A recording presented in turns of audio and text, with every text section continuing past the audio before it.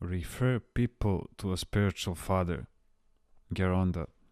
Often when people see us sisters dressed in a cassock, they tell us their pain, their problems, even their confession. What should we do? First of all, when they come to you to talk about their problem, you should ask them whether they have a spiritual father.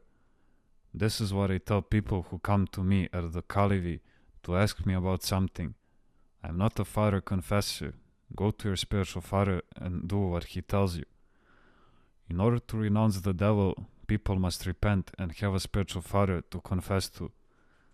Of course, I understand it if a nun sits and listens to a pained woman, but afterwards she must advise her to go to her spiritual father, and she must not go on talking with her.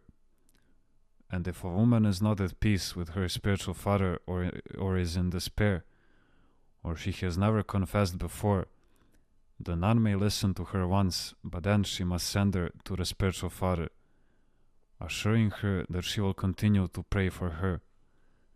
Aside from the fact that it is not a nun's responsibility to help people in this way, that is, by constantly listening to their problems, it also doesn't help them. For it is true to say that a person can suffer 3 forms of transformations: from himself, from others, and from the devil.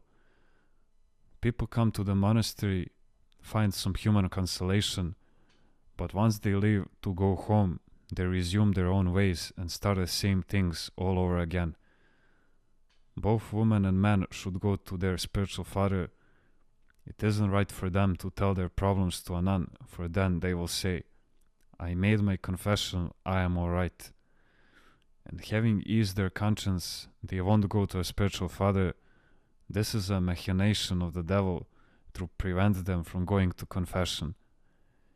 You must come to understand your real mission as nuns and not presume to do missionary work when you have yet to understand your monastic mission.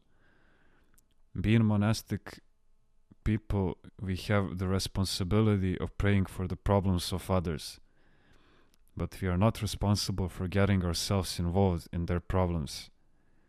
The spiritual father, on the other hand, has the obligation to do this. He also carries the responsibility. He must answer before God. If they discuss their problems with you, a nun, they will burden you with the responsibility, whereas the spiritual father is able to follow their life closely and provide solutions to their problems. In other words, this requires ongoing work. This is not the work of monks and nuns. People should only ask for prayer from us. Let them send us a letter with the names of people so that we may pray for them with a komboskoini.